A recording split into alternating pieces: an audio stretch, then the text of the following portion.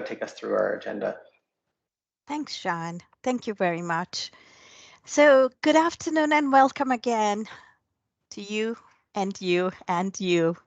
We're so glad that you made the decision to celebrate International Volunteer Managers Day with us. And as you know, this year's theme is What is Excellence? And then they said it's pushing us beyond the ordinary. Mm. I have been trying to find a symbol to represent excellence. And all that kept popping in my head was a flame, a spark, light. Nothing can beat that.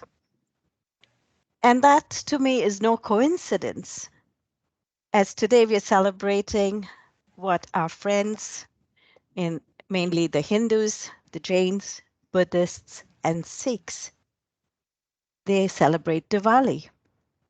It's a 5-day festival and it ties seamlessly in our theme of International Volunteer Managers Day. So first, I'll just speak a little bit about what Diwali is all about.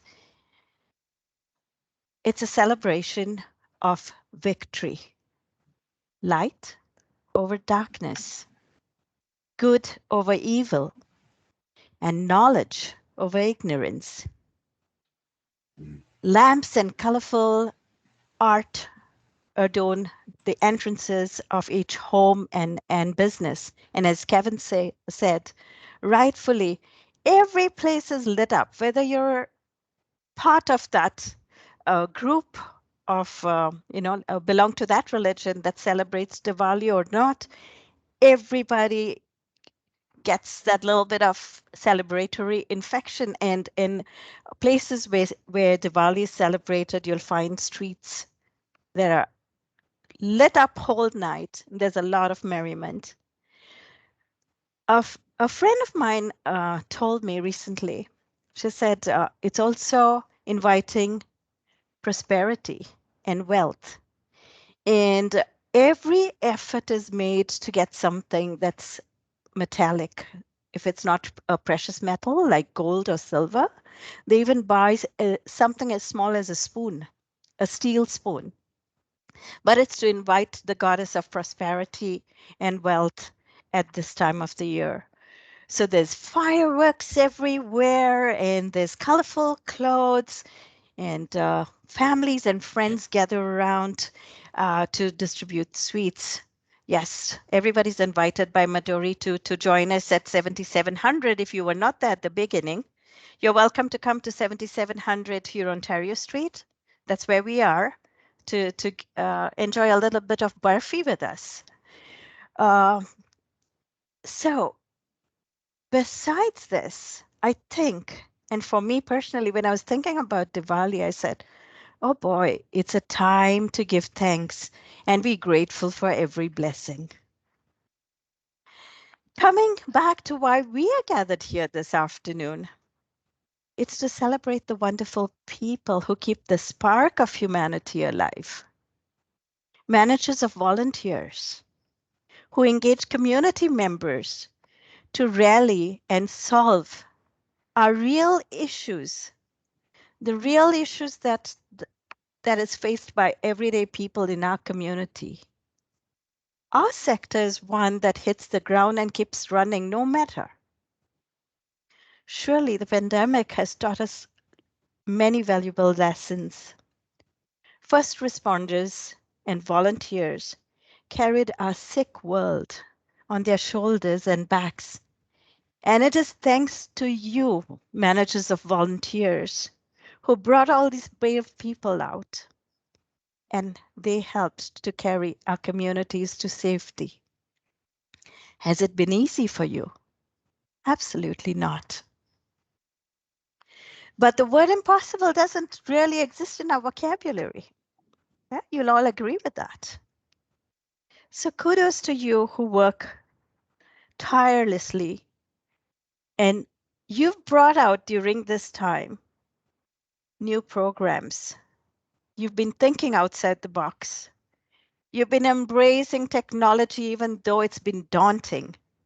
You've invented new programs, and you keep the army of volunteers in service. It is you who we are celebrating today. Very recently, I read a few lines, and unfortunately, there's no credit to anybody but anonymous on it. And it says, if you want to touch the past, touch a rock. If you want to touch the present, touch a flower. If you want to touch the future, touch a life. Thank you, managers of volunteers, for getting that equation right. You are doing humanity a huge favor by keeping the flame of excellence burning bright. So happy Diwali and wish you an excellent Volunteer Managers Day. Keep pushing us to go beyond the ordinary. Thank you. And now over to you, Karine, to take us into the next segment. Thank you. Thank you so much, Marina, for that wonderful, wonderful presentation. Um, and thank you to all the leaders of volunteers. You really, as Marina has mentioned, are our unsung heroes of the pandemic. Today and tomorrow, we are shining the light on you. But the reality is that we cannot even begin to thank you for the contributions and the impact that you have helped make every day to your organizations, clients, and the Peel community. We also know all too well, as Marina mentioned, how difficult the past 2 years have been on you and your organizations. You have our commitment, rest assured, that we will continue to advocate for the profession and the importance of volunteer management professionals. For each volunteer management professional like you, who has successfully managed to stay or has re-entered the nonprofit sector, there are so many who are still unemployed, working outside of their field due to lack of available positions, or you're doing volunteer management and a million other things, dividing your workday between supporting volunteers and many other responsibilities. This loss of expertise will have a profound ripple effect on our sector's ability to get back online. And there are hundreds of thousands of lost volunteer connections that have taken years of skill and leadership to develop. And the face of volunteerism in the pandemic recovery phase is really changing. We know that thousands of skilled volunteers will be required, and Volunteer NBC is here to support you in every possible way to give you the tools, the resources to help elevate volunteerism, but to help elevate your role within your organizations. So thank you for everything that you do. What you do matters and has a huge impact on the communities that we serve. Back over to, I think it's Shaminda at this point, right? Yes, Corinne. Thank you very much, Marina and Corinne. Wow, two hard acts to follow after that. Um, so let me start by adding on some statistics into the, Marina's and Corinne's appreciation of what the leaders of volunteers have done across the region of Peel. In Ontario, we have over 5 million volunteers, and in Peel, Mississauga, Brampton, and Caledon, according to our Volunteer NBC's 2020 statistics, we've made over 38,000 referrals. What this means is that volunteer engagement played a significant role in responding to the public health crisis. And as Marina and Corinne said, leading this effort was and is you, the leaders of volunteers. Your work often meant longer hours than the usual long hours, quick change in procedures and processes, and sometimes maybe in a matter of 24 hours. Volunteer NBC saw this, we know this, we understand, and we recognize and we appreciate that. So what we wanted to do was to celebrate International Volunteer Managers Day, which is actually tomorrow, November 5th. We want to bring this forum and highlight the good work, to bring to the limelight the effort, the great effort that leaders of volunteers have put across the region of Peel. So to share such stories and insights, we bring to you a panel of 4 amazing leaders of volunteers. Please allow me to introduce them. First up, we have Jennifer Wimet and Chris Belick from the Toronto Region and Conservation Authority. They work in the Education and Training Division at TRCA. As part of the community learning team, they deliver events across Peel region, providing meaningful opportunities that educate and engage the local community.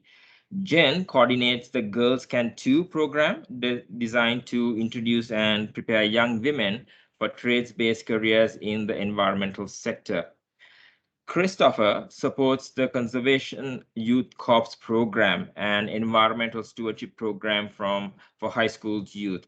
Jen and Chris, thank you very much for being here today. We really appreciate you giving your time to us. Next, we have Gaya Nagendra from Rotary Mississauga and Mississauga Malton. Gaya has over 15 years of experience in community service. Her knowledge of Ontario Works and ODSP and other government benefits are exemplary. In other words, she has a keen sense of knowing where to refer to or where to source community resources to clients. She was instrumental in bringing the Rotary programs to the online platform. For Rotary, she serves today as the Director of Programs and Community Engagement. However, Gaia's current engagement list is pretty long when you look at her LinkedIn profile, but I want to highlight a notable organization. She's the Resiliency Community Peer Ambassador from Malton Women's Council. Gaia, I know you're off today and you are celebrating Diwali with your family, but still you agreed to be part of the panel. Thank you very much. We really appreciate it. And next we have Kevin Birmingham, from the manager from the Journey Neighborhood Center. Kevin, trying to look for interesting facts about you and stalk you on the online world, I found out that the most unusual thing about Kevin's desk is that he doesn't have one. In addition to making a difference in the community, he's also interested in capturing moments and memories through his camera lens. Kevin, I like the background of your photograph. I believe the year was 2015 when the Journey played a major role in responding to the Ogden Drive townhouse disaster. And many of us at Volunteer MBC joined in the event that was put together in partnership with Journey and United Way. And we also played a little part in putting a brush stroke on that mural that we see behind Kevin's photograph. Kevin, I saw you on that day and you played a major role that was, coordinating the program, but also in what the program meant for the community of the Ogden Drive. Ogden Drive.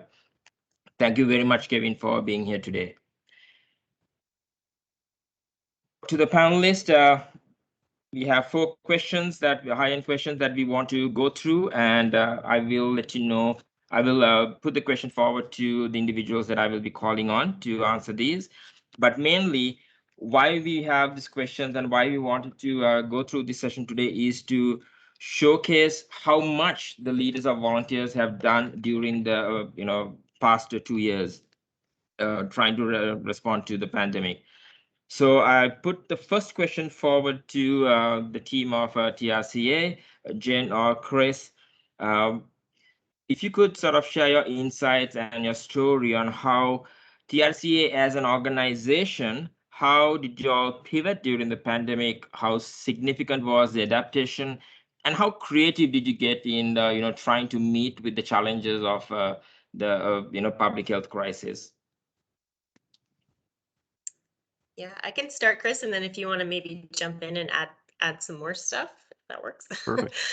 So in terms of the organization as a whole, I mean, we have a lot of different services within TRCA kind of across our jurisdiction. So, some of those services are pretty critical things like flood forecasting, erosion control, maintaining and operating dams, so if those things kind of just completely shut down, there could be some serious consequences for that. So depending on the the division of the organization, some things had to kind of continue continue on using modified kind of work plans.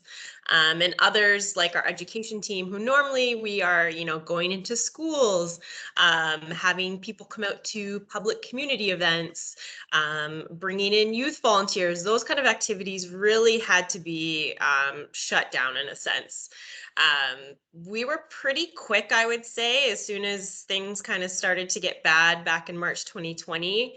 All of us are pretty busybody kind of people on our team. So I think we kind of cornered our director and was like, what are we going to do? Like, what's going to happen? We can't bring kids outside. Like, we can't go to schools.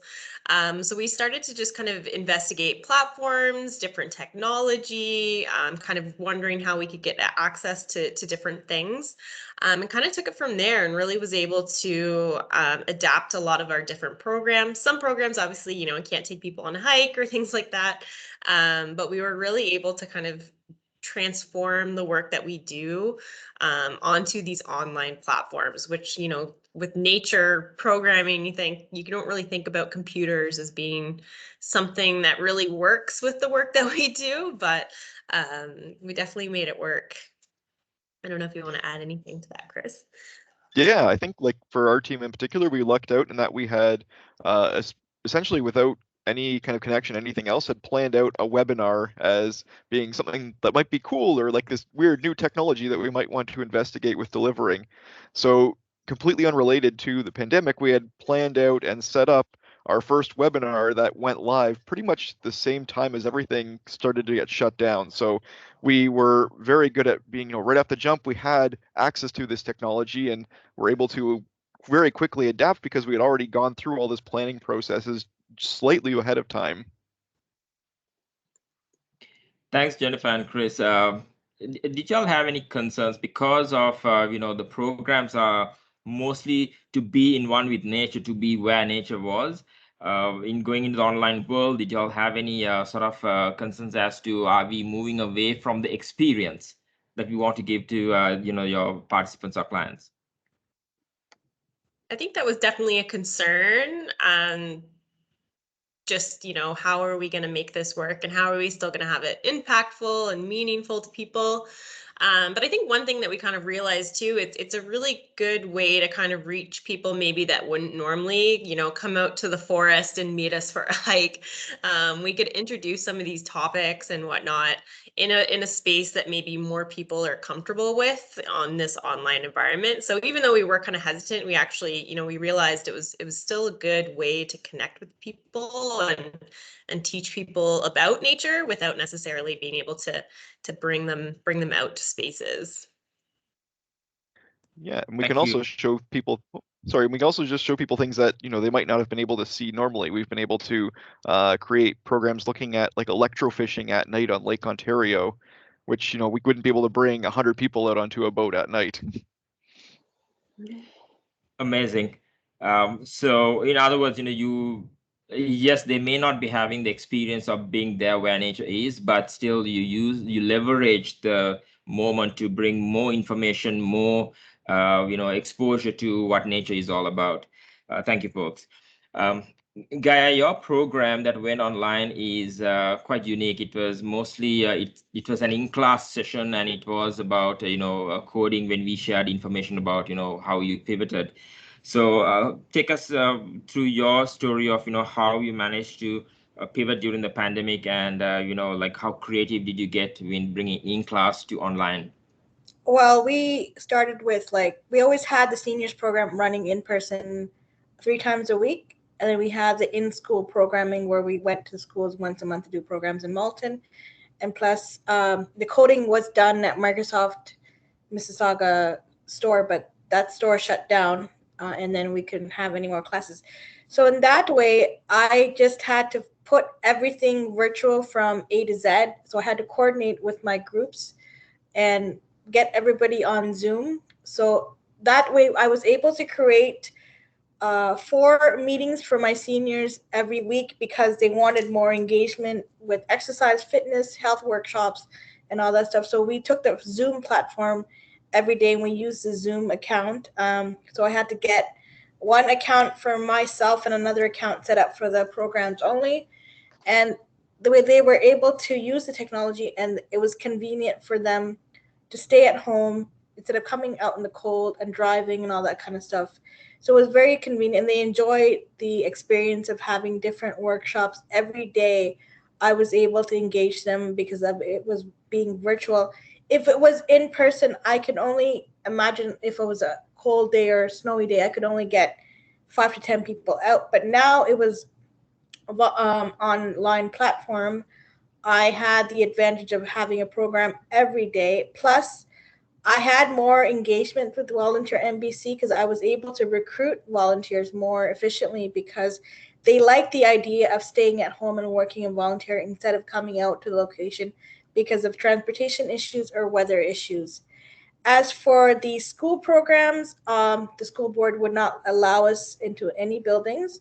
So, of course, we had to postpone the school programs. What we did was we took 2 programs that we were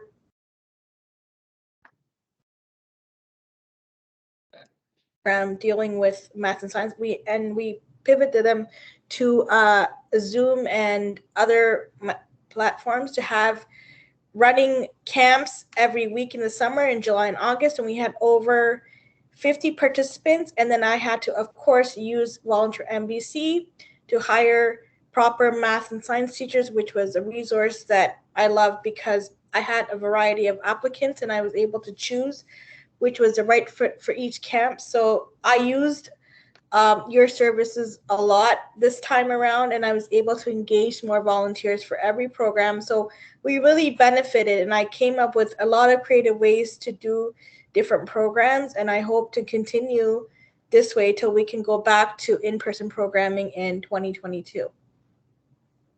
Thank you, Gaia. I can see the Volunteer MBC referral team doing the happy dance on their seats. Thank you for that shout out. Kevin, the journey does a lot of community work and you like to be there with the community. But during the pandemic, and we saw a few stories of how we've leveraged technology. But what's Journey's story? Like what was the significance, or like how significant was the adaptation, and how creative did you get to bring your programs, services and programs to the community? It was a total and complete transformation. I remember it was Friday, March the 13th. We sat down as a staff and we realized we had set a marker that if the schools closed, then we would have to shut down. And while they didn't close, I think until the Saturday or the Sunday, we knew it was coming. And at that time, we were running 13 programs, both here at our Ard Glen location, at our Arenda location, and in Sir Winston Churchill. And we had to suspend them all. And so then we brainstormed and said, well, what can we do? And of course, the journey is very dependent on volunteers. We have a very small core staff. Everything is run by volunteers, teachers, on and on. So basically, it was like, I'm sorry, but you can't do anything with us at this point. And so we brainstormed and we thought, well, what can we do? And we realized that there were certain needs in the neighborhood that we had never directly addressed. For example, food. We are not a food bank. We've never been a food bank, but our community desperately needed it. And so for 11 months, every Thursday, we distributed food and grocery cards to the community. And basically, a lot of this had to be just driven by our small staff team. When things would lighten up, so for example, last summer, it had really dipped, and we're able to bring in volunteers to help us distribute the food and do those things. But it was a massive pivot for us. And at the same time, because I'm kind of wearing 2 hats, we launched Journey Thrift store, and it launched in September of last year. And it started off great. And then, of course, long periods it was shut down.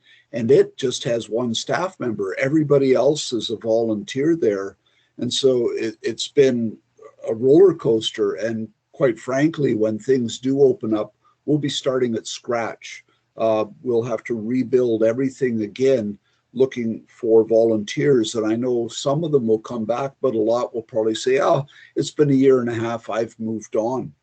So we find that we're in that situation. What we did do is we did a lot of virtual things. We ran a virtual summer camp. We ran a virtual homework club. We linked up with other organizations. So, for example, TRCA, we had links to their programs all over the place, saying, hey, if you want to learn about nature and that, go to TRCA and so many other organizations. So for us, it was a massive pivot. I remember writing a report in that March session, and I wrote, yes, we're going to spend, we're going to do this, this, and this, and this, and I anticipate by May we'll be reopened again. And well, I'm not much of a prophet. Thank you, Kevin. And Kevin, that's a good segue to the next segment. And I'll continue with you with the second question that we have. When you thinking of that complete pivot and brainstorming and as an organization coming together and discussing, what was the story like? What were the discussions like in terms of positioning volunteer engagement in the mix, volunteer engagement for the sustainability of the organization? If you could sort of elaborate a little bit more on that aspect of it. Sure, yeah. Yeah, the challenge at that point when we had to shut everything down was basically the only people doing anything were our paid staff. And that was a massive hit for us. Both in terms of programming, but in engagement with the community and everything else. We felt quite cut off from the community. As soon and anytime there was a possibility of bringing in volunteers, we did, because we need them. Otherwise, nothing runs here at the Journey. Over time, we've been able to open up more. One of our big pivots, and we have placement students who are volunteers here. And normally a placement student would assist a volunteer. So for example, our after school program, we have retired teachers run that program because we want people who have that kind of experience and knowledge running it. Well, we are doing an on-site after school program now, but we've had to turn the entire program over to our students, to our placement students. They've had to design the program, run it, the whole thing, because it's the only way we can do it. We need that voluntary help, but B, we still really have to limit how many people we can have in the Journey. The other thing that's interesting that's happened is the last couple of years before the pandemic, we're struggling a bit to get high school students to volunteer for our after school programming. We'd get a few, but it was always a little iffy. They weren't very dedicated. Well, we're buried now in high school students that need to get their 40 hours in. I had 8 show up last week. And it's like, what am I going to do with you? And so we've scheduled them, but we've also launched a leadership program with them that starts actually today. So we'll invest in these students. And we've also talked to them about the fact that we don't want people that are just here to get 40 hours in. We want people who care about what it is that we're doing and are interested in making a difference in the life of a child. Because if anybody knows our neighborhood, they know that the 2 schools that are closest by rank in the bottom 10% and 15% in the EQAOs. And that was before the pandemic and before these children whose mostly only access to the internet is one of these, they've fallen even further behind. So for us, our volunteers are key, and their dedication and concern for the community is absolutely vital for what we're doing. Thank you, Kevin. And for everyone who's listening, that's an encouragement, that youth volunteer engagement in some way is still alive in our community. And any organizations out there, you can be creative in thinking on how to bring these volunteer opportunities to youth and how to have them engaged. Thank you, Kevin.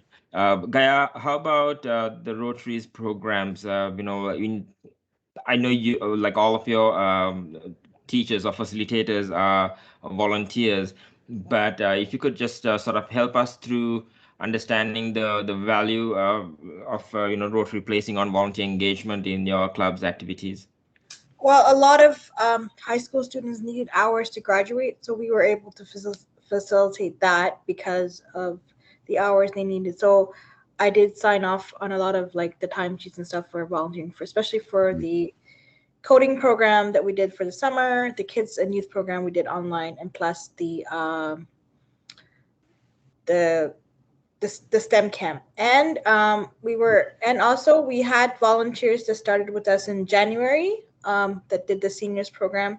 That they were psychology students studying in psychology, needed volunteer hours for their program for their degree, and I was able to facilitate that as well. And one volunteer, she really worked exceptionally for her hours, and she really did well with our seniors program working. And due to that, I was able to hire her on as a full-time employee for our Canada Summer Jobs program for the summer for students from 15 to 31. And she was a full-time employee for 4 months, and we did programs in the summer with her. And I hired her as a seniors program coordinator, so she was able to get a full-time job because I recommended her to my team because of her experience with volunteering with us. She did an exceptional job, so we made that way that we were able to hire her for the summer months as an employee as well. That's amazing. Thank you, Gaia. At TRCA, Chris and Jennifer, you do work a lot with youth. But if you could just sort of help us understand, when it comes to having discussions about volunteer engagement and how you're positioning volunteer engagement with during the pandemic, in response to the pandemic, what were those discussions like, and what was the significance of volunteer engagement for the organization? Do you want me to go first again, Chris? So I'm speaking for just on the Girls Can 2 side of things. I mean, Girls Can 2 and CYC are both very similar in that they focus on kind of taking action through either like environmental stewardship, invasive species removal, planting, construction projects, litter cleanup, like all these very hands-on, in-person type things.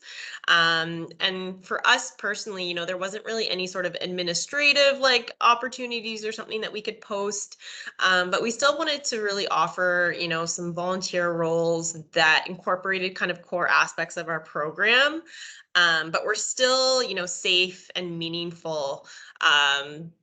So that was definitely a bit of a challenge to kind of figure out, how can we still engage these kids and get them to do work that is going to benefit their local environment. So I'll let Chris speak on CYC or Conservation Youth Corps, but for Girls Can 2, something new that we tried out for this year was we hosted a virtual design charrette. So every year we typically have a variety of different building projects that we do in our local parks and kind of green spaces.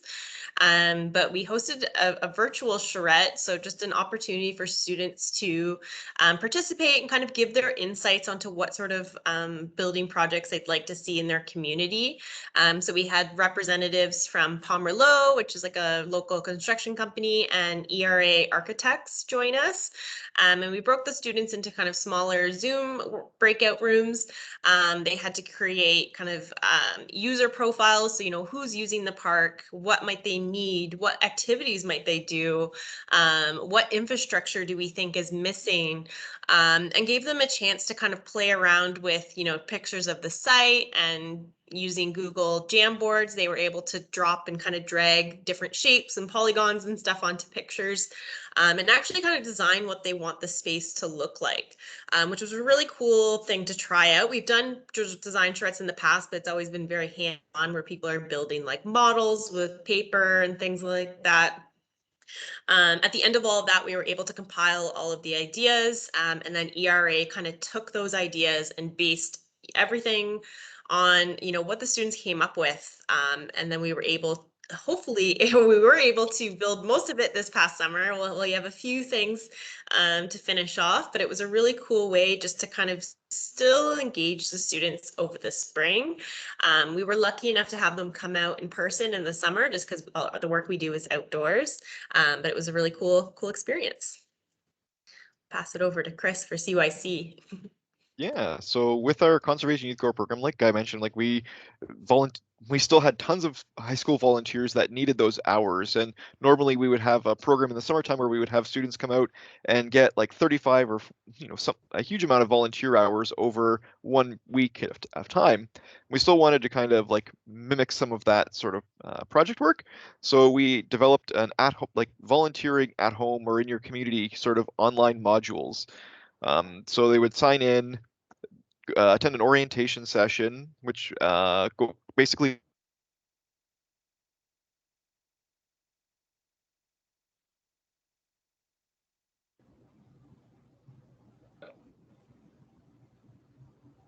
program itself, make sure that they were actually paying attention, and then an action project that they would be able to do in their neighborhood or in their community.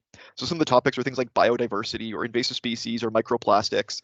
And for these, we would have different action projects like going out there and identifying native plants or invasive plants using iNaturalist, or going out and doing a cleanup in their neighborhood using like the Clean Swell app, and then uploading photos of them or that information that they were creating to us so that we would be able to identify that they actually were doing the work. But yeah, so we were essentially able to get high school volunteers about 11 hours if they completed the whole project. We would give them about 2 weeks to actually do all of that. And we've been able to run this multiple times and get over 100 students each time that we've been running it.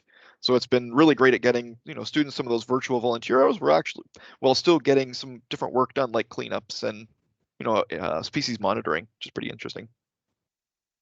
That's interesting. So the common theme in response to that question that we had was, like what I see, the leaders of volunteers, whether they know the concept or not, intuitively they are able to apply those, principles of social innovation. It's one of the facilitators who came to one of our sessions that we hosted, said that, social innovation is not about investing in new things or investing in new technology and breaking the bank. It's about making use of the situation and the resources you have at hand and bringing out creatively a solution to the community. And through your stories, we can see that the leaders of volunteers intuitively are able to do that on a day-to-day basis, even during a situation like the pandemic we have today.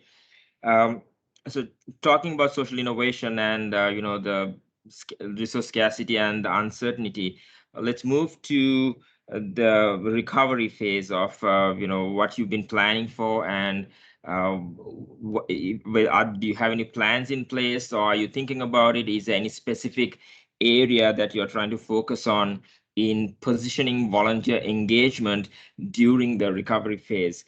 Can I continue with TRCA? Jennifer, you or Chris can respond to that. Yeah, so I would say in terms of like our Girls Can Too and CYC programs, we definitely want to continue offering some flexible options. It's been great, especially for those students. It's a little more inclusive if they're not able necessarily to get out to a site, or if they have a part-time job. So it's definitely a more kind of flexible option that we would like to kind of continue still offering, but then still doing our in-person programs. I think our next step for recovery plans is probably reinstating our event volunteer program, which is we typically would train them every year. They would be kind of trained on running a variety of different both community and community restoration based events, and then come out and help us. Obviously, we haven't been able to do public events, so it kind of got put on hold. So I think that's a kind of our next step is just figuring out how to re-engage some of those volunteers. Yeah, and it's been really helpful to actually have some of these online sort of orientation sessions or online modules.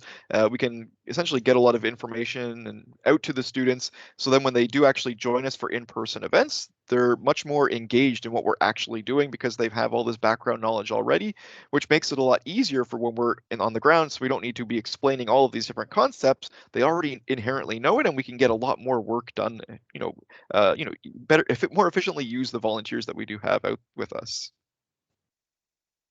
Thanks, Jen and Chris. And I know when you talk about youth, I know my colleague Sean Abasi, who's our manager of community engagement. He's our youth guy at Volunteer MBC. I'm pretty sure he's taking down notes. Gaia, how about the Rotary Club Mississauga Malton? Like, how are you planning for recovery, giving prominence to volunteer engagement? Gaia?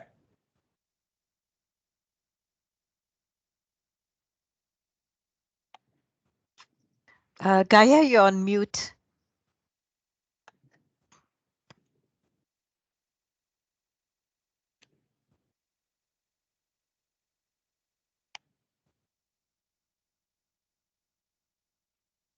Still on Gaia? mute. Yeah, Gaia, we cannot hear you because you're on mute, but we will come back to you until your technology comes up. We will move over to Kevin, if you could respond to that question for us. Sure. I think like everyone else, the big thing for us is the huge question marks about when will we come out of this? As I said back in March of 2020, I thought we would be out of it in May of 2020, and here it's November 2021, and we're already pretty certain we won't get back into the school until next September. So part of the challenge for us in putting together a plan of re-engagement is, when can we do that? One of the things that we are doing is with this after school program that's on site here at the Journey, is we're using it as a bit of a test. You know, okay, how many people can we handle? Can our placement students do this? Will we get volunteers? I confess to my skepticism. We had brought in a teacher to train the students, and she volunteered to come in and talk with them. And she said, you're definitely going to need some high school students to help supervise this. And I'm thinking to myself, nobody's going to want to come. And of course, now I'm buried in them, which is absolutely wonderful. You know, I guess I shouldn't have been that skeptical, but I view that then as an experiment. Okay, we can get volunteers. People want to volunteer. So what are the next steps that we can take? So this fall, we're running this program, and we'll run it again in the winter. We'll look and see, is there another program that we can run, and can we bring in the volunteers to do that? Because everything here, as I said earlier, is driven by volunteers. The other thing that we found is that in the beginning, our virtual programming was very successful. We ran a summer camp that was virtual. Last year, we ran an after-school program that was very successful. This year, not so much. We tried to run virtual summer camp. Nobody was buying in. We had to pivot and make it on site. So we don't think there's the virtual possibilities for us because, quite frankly, we're right in the community. People want to come to the building. They don't want to look at me on a TV screen or anybody else here. So that side of it, we're not even considering. We're looking at when can we open, what can we open, and who do we need to run those programs moving forward. It's going to be at least a year before we're back in the schools. That's the harsh reality. And of course, we host other organizations like Bridgeway's Early Years, the STEM program from Visions of Science, Hammer Band's violin program. They're all continuing to be virtual. They can't come on site. And they, of course, rely on volunteers as well to do their programming. I suspect a lot of that won't start until next year, and probably not until September. And let me say one more thing.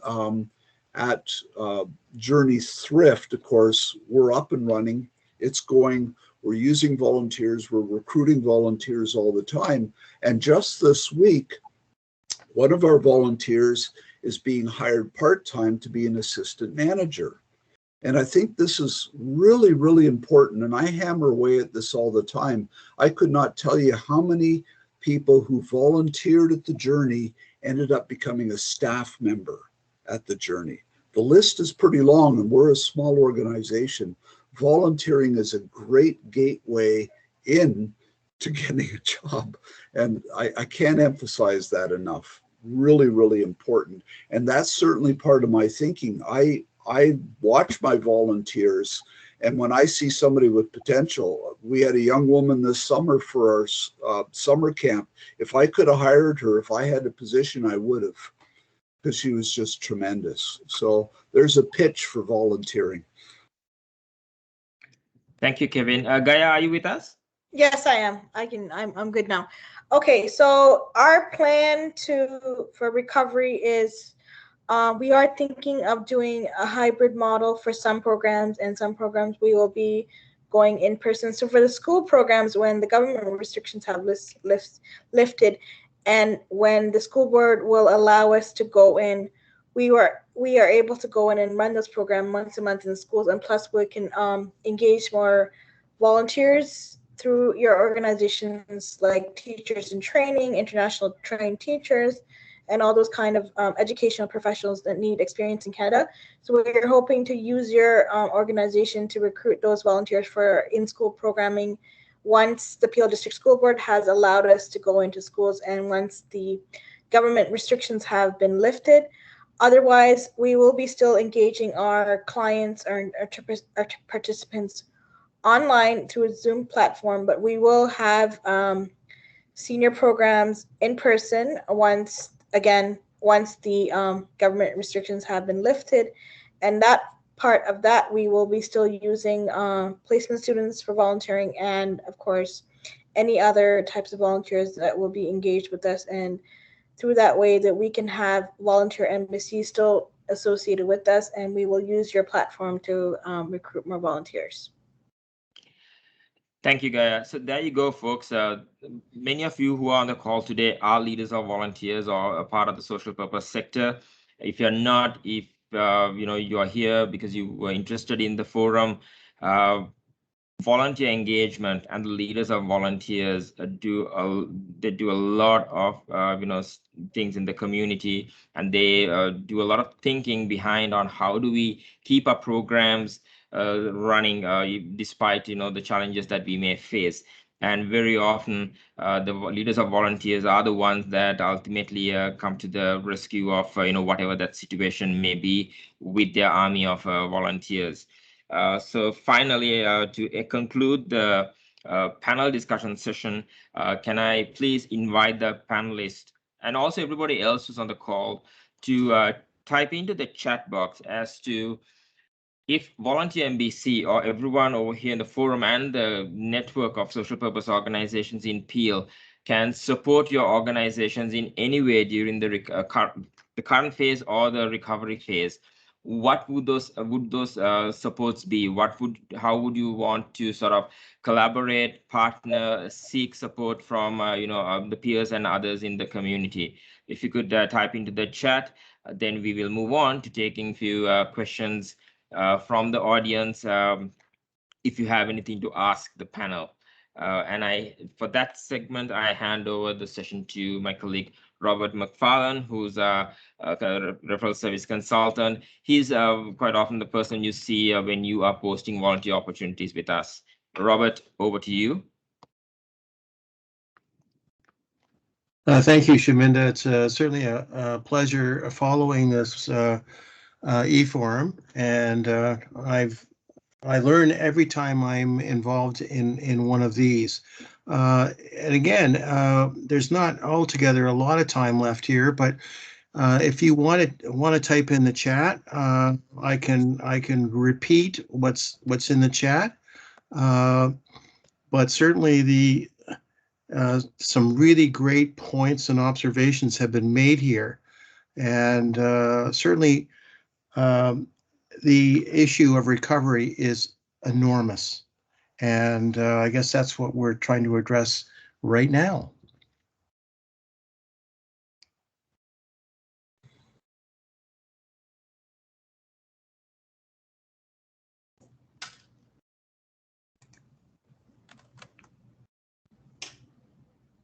Well, for the time being, what I can say is that we are still somewhat beholden to the, I guess you could say, government authorities and public health in terms of how quickly we emerge and recover from the pandemic. I'm sure that everybody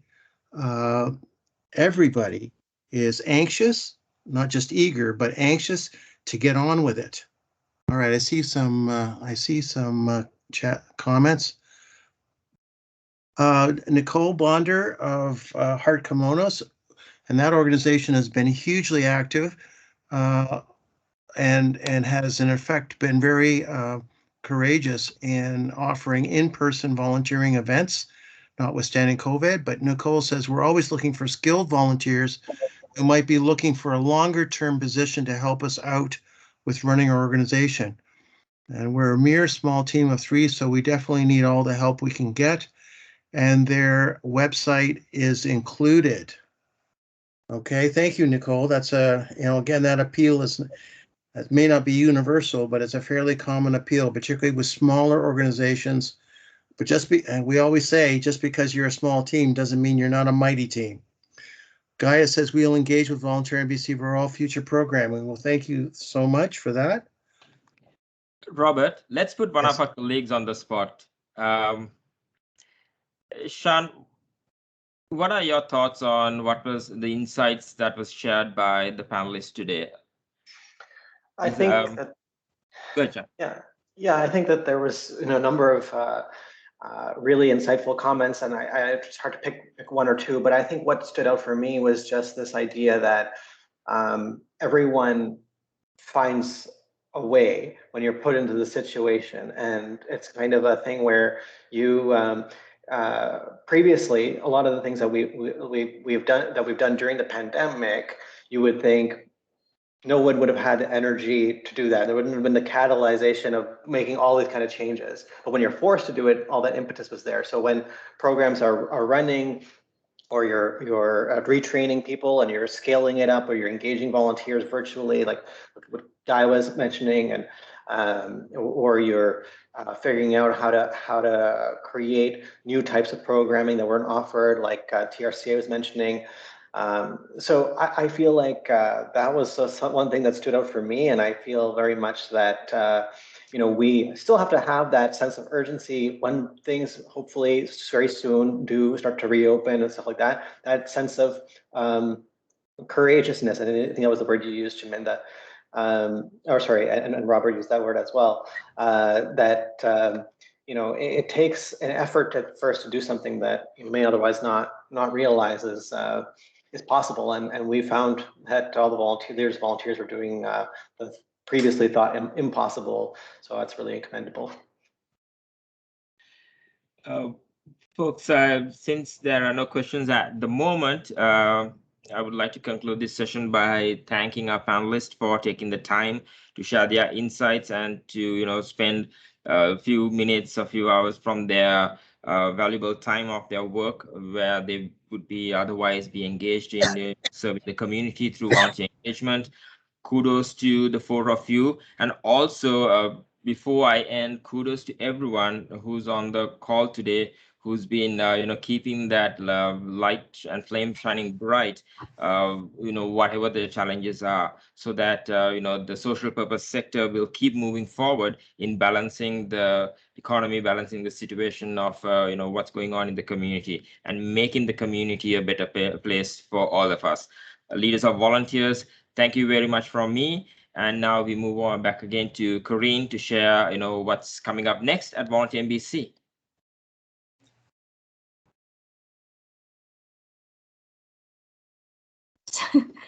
Thank you, everyone.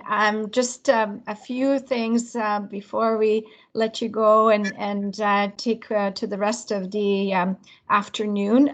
We do have some really good events coming up, and we talked a lot about Peel Youth, and so we have a great Care and Connect Peel Youth Micro Volunteering Month coming up. The program runs from November the 5th to December the 5th, so it starts tomorrow appropriately, and participants can choose from a range of virtual and in-person micro volunteering activities to do. And for you, it's a great opportunity to, for the youth that you're engaged with, to show that they care. So we're really looking forward to that program. And please reach out to Outreach at Volunteer in BC if you would like to know more about that. We also have VOIX, which is our virtual youth volunteer expo. And the expo will be held on Saturday, December the 4th from 1 until 3, hosted by Volunteer in BC for high school students to learn and engage with on how to engage with social purpose organizations in Peel. And it really is the capstone to our Care and Connect, and commemorates International Volunteer Day, which happens on December the 5th. Again, please reach out to us. And then finally, we have Boardwalk, which is a really interesting event that we're encouraging organizations to join us, and specifically encourage your leaders or volunteers and also your board and your executive members to really attend this session to learn on how to recruit leaders and in your organization. So we want leaders or volunteers to have a bigger impact on that. So please join us, but also invite your senior leadership and your board members to that. And so as governments, funders, and community leaders build our plans for recovery, it will be tempting to cast volunteer contributions as a nice to have, or to assume that enabling volunteerism is as simple as uttering the phrase, "Isn't there an app for that?" But the fact is that, so sorry about that. The fact is that we know that volunteers are an essential driver of capacity for the nonprofit sector, and the system of volunteer engagement has been badly damaged by the economy and the drain of the pandemic. So we will work collaboratively to invest in volunteers, the leaders, you're the leaders of the volunteers, in the institutions that safely engage them, and in the organizational capacity to